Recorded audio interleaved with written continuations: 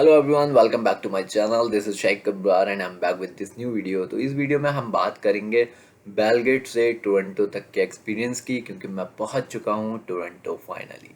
तो हम मेरे साथ क्या क्या क्वेश्चंस उन लोगों ने मुझसे इमिग्रेशन ऑफिसर्स ने पूछे, क्या मुझे डॉक्यूमेंट्स वहां शो करने पड़े, मुझे कौन से चैलेंजेस फेस किए या मुझे कोई इशू हुआ या नहीं हुआ, we will cover all these things in this video.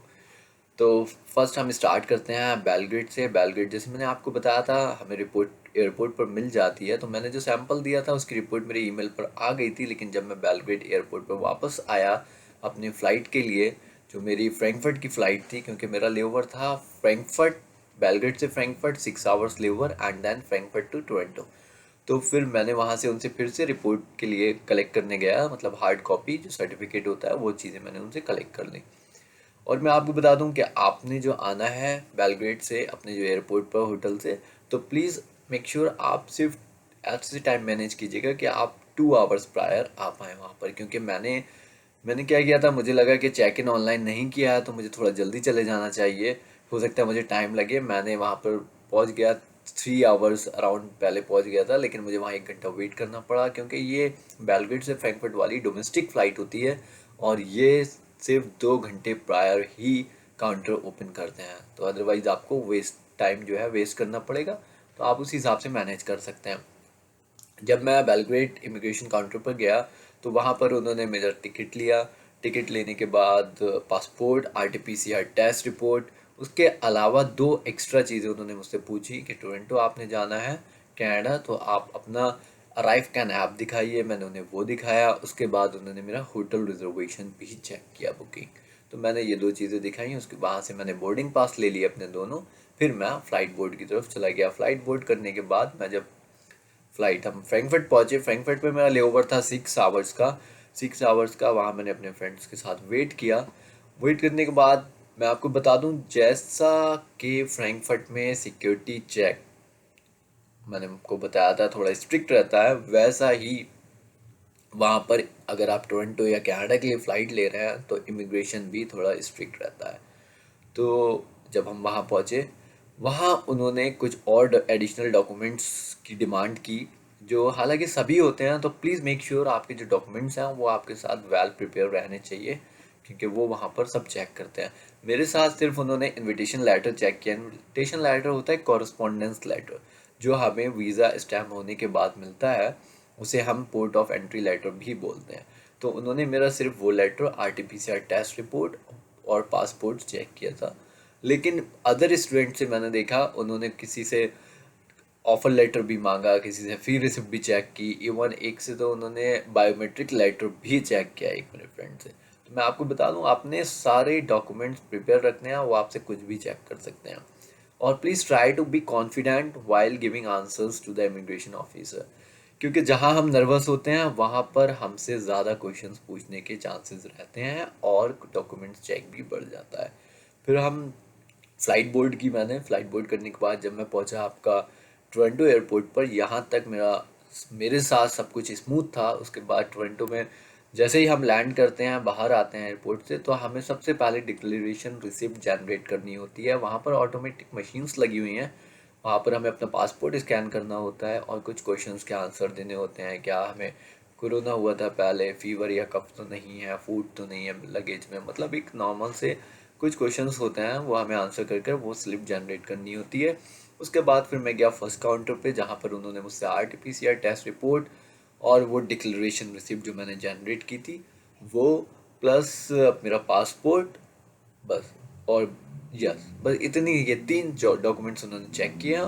उसके बाद फिर उन्होंने मुझे भेज दिया स्टडी परमिट इमिग्रेशन ऑफिसर के पास, जहाँ से मुझे मिलना था स्टडी परमिट। जी, तो मैं जब वहाँ पहुँचा, वो वहाँ पर ज़्यादा टाइम लगता है। हमें जो फर्स्ट काउंटर है वहाँ पर टाइम नहीं लगता है, क्योंकि वो तो सिर्फ ये चेक करते हैं कि हाँ आप आ गए हैं, आपके पास सारे डॉक्यूमेंट्स हैं आगे जाने के लिए या नहीं है। इवन सारे क्या, मतलब वो सिर्फ आरटीपीसीआर रिपोर्ट चेक करते थे कि आप नेगेटिव हैं, नेगेटिव की रिपोर्ट है, और डॉक्यूमेंट्स आपके जो पासपोर्ट है, वीज़ा वैलिड है या नहीं है। ये सब चेक करने के बाद मैं आगे गया। जो स्टडी परमिट काउंटर था वहाँ पर थोड़ा सा मैं भी नर्वस हो रहा था, लेकिन I tried to be confident. और वहाँ पर जो ऑफिसर था उसने मुझे बुलाया तो मैं उनके पास गया। सबसे पहले उसने मेरा पासपोर्ट लिया, फिर RT-PCR टेस्ट रिपोर्ट उसने मुझसे मांगी। वहाँ पहुँच वो देने के बाद उसने मुझसे कॉरेस्पॉन्डेंस लेटर मांगा। कॉरेस्पॉन्डेंस लेटर के बाद उसने मुझसे LOA मांगा, लेटर ऑफ एक्सेप्टेंस, कॉलेज से। तो मैंने उसे वो दिखाया। सो ही सेड कि are you taking online classes? I replied yes. So he said then I need enrolment letter. तो मतलब अगर आपके ऑनलाइन क्लासेस आप ले रहे हैं इंडिया से, तो वो ऑफर लेटर जो होगा वो एक्सपायर हो चुका होगा, आपको एनरोलमेंट लेटर भी चाहिए जो मैंने ले रखा था अपने कॉलेज से। मैंने उसे वो शो किया।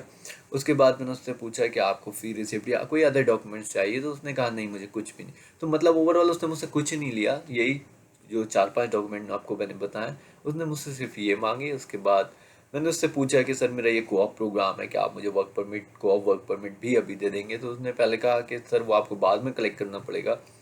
मैंने उससे बोला कि सर मैं जो हूँ कहीं दूर रहने वाला हूँ, क्योंकि ऑनलाइन क्लासेस हो रही हैं, तो it would be tough for me to come back to get it. तो उसने बोलता है कि ठीक है मैं आपको दे देता हूँ।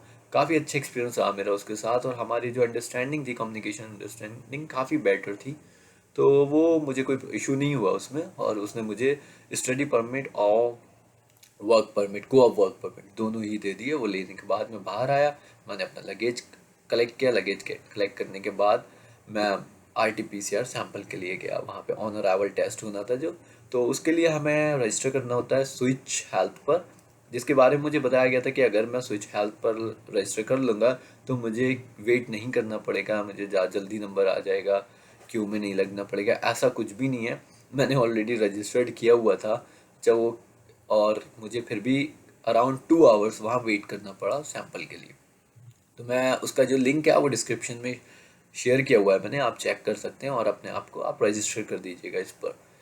उसके बाद हम बात करते हैं सैंपल देने के बाद फिर जब मैं बाहर आया तो मुझे ये एक किट दी गई स्विच हेल्थ से ही, वहीं उसी काउंटर से उन्होंने मुझे ये किट दी है और बताया कि ये किट जो है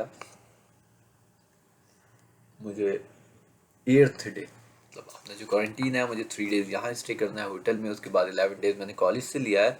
तो 8th डे मुझे इससे ये सेल्फ टेस्ट करना है, सेल्फ टेस्ट किट है ये। तो मुझे ये चेक करके उसमें उन्होंने बताया कि इसमें सारी इंस्ट्रक्शंस दे रखी हैं, मैंने अभी से ओपन नहीं किया है। इसका एक्सपीरियंस भी मैं आपके साथ शेयर कर दूंगा कि इसमें मतलब क्या इंस्ट्रक्शंस हैं, कैसे करना है, क्या करना है। तो उन्होंने कहा कि, और उन्होंने बताया कि आपने हर डे अपना जो भी एक्टिविटी है वो आपको अराइव कैन ऐप पर अपलोड करनी है। तो मैं आपको बता दूं अराइव कैन ऐप भी बहुत ज़्यादा ज़रूरी है। वो कभी भी मांग सकते हैं, मुझसे नहीं मांगी उन्होंने अराइव कैन ऐप, लेकिन हाँ वो बस पूछा था, इमिग्रेशन ऑफिसर ने मुझसे पूछा था कि आपके पास अराइव कैन ऐप है? तो मैंने हाँ बताया, जी हाँ है। मैं वही आपको बता रहा हूँ गाइस, आपने सारे डॉक्यूमेंट्स रखने हैं, कोई आपसे कुछ भी पूछ सकता है। मेरे फ्रेंड से उन्होंने फिर रिसिप्ट भी चेक की, इवन मेरे कुछ फ्रेंड्स हैं तो उन्होंने मूडल पर ओपन करवा कर ग्रेड्स भी चेक किए। तो नेक्स्ट वीडियो हम बनाएंगे, उसमें हम बताएंगे कि आपको कौन कौन से डॉक्यूमेंट्स रिक्वायर हैं, कौन से डॉक्यूमेंट्स आपको ऊपर रखने चाहिए और आपने क्या मिस नहीं करना है। तो ये मेरा एक्सपीरियंस था टोटल, और आपको बता दूं सब कुछ बहुत अच्छा रहा, बहुत स्मूथ है। हम कोई भी इलीगल काम नहीं कर रहे हैं। जैसे हम डायरेक्ट फ्लाइट से आते हैं, जो क्वेश्चंस होते हैं हमारे साथ यहाँ पर, वैसा ही प्रोसेस था। बस एक यही था कि हमने इनडायरेक्ट रूट लिया था। तो हमें थोड़ा सा डाउट है, पता क्या है, मतलब एक तो हम ट्रैवल कर रहे हैं कनाडा इतनी दूर, ऊपर से हम ले रहे हैं इनडायरेक्ट रूट, तो हमारे माइंड में थोड़ा सा डाउट रहता है कि पता नहीं इनडायरेक्ट रूट जाएंगे, या जिन लोगों के माइंड में ये क्वेश्चन है कि वहाँ पर जाके वो ऐसा ना बोलें इमिग्रेशन ऑफिसर कि तुम क्यों आए, तुम्हें जो है वेट करना था डायरेक्ट फ्लाइट ओपन होने का। ऐसा कुछ भी नहीं है। आपने अगर किसी थर्ड कंट्री में अपनी टेस्ट रिपोर्ट ले लिया, then you can easily enter. तो ये मेरा टोटल एक्सपीरियंस था और मैंने जो आपके साथ शेयर किया। अगर आपको कोई भी क्वेश्चन पूछना है, कोई भी अगर आपके मन में डाउट है, you can ask me in the comment, और you can DM me on my Instagram account and link is mentioned in the description.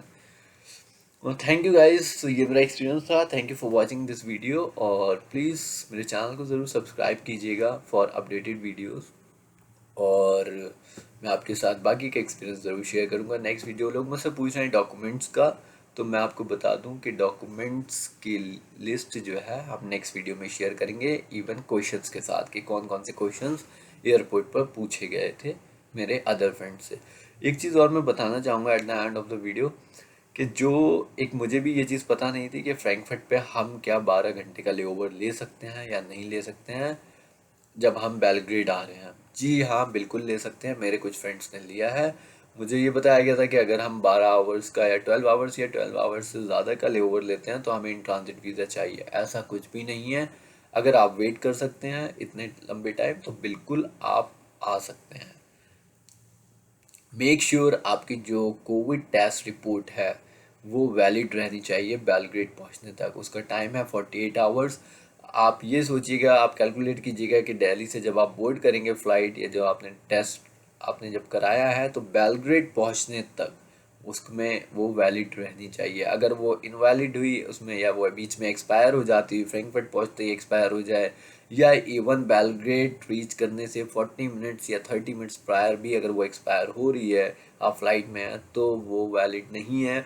वो लोग आपको फ़्लाइट बोर्ड नहीं करने देंगे। ऐसा बेंगलोर में एक फ्रेंड के साथ हुआ है। उसकी 40 minutes before test report expire हो रही थी और उसने ये बोला कि सर मैं बैंगलोर पर सैंपल दे देती हूँ, मैं जब तक बेलग्रेड पहुँचूंगी मेरी न्यू रिपोर्ट आ जाएगी। दे सैड नो, क्लियर नो कर दिया उन्होंने, उसे फ़्लाइट बोर्ड नहीं करने दी, बोर्डिंग पास नहीं दिया। तो मैं आपको बता दूं, मेक श्योर आपकी जो रिपोर्ट है वो वैलिड रहनी चाहिए, ये पॉइंट आप अपने साथ रखिएगा। बाकी सारी चीज़ें ठीक थी, मैंने आपको बता दी हैं। और thank you for watching this video. Please subscribe my channel. Thank you.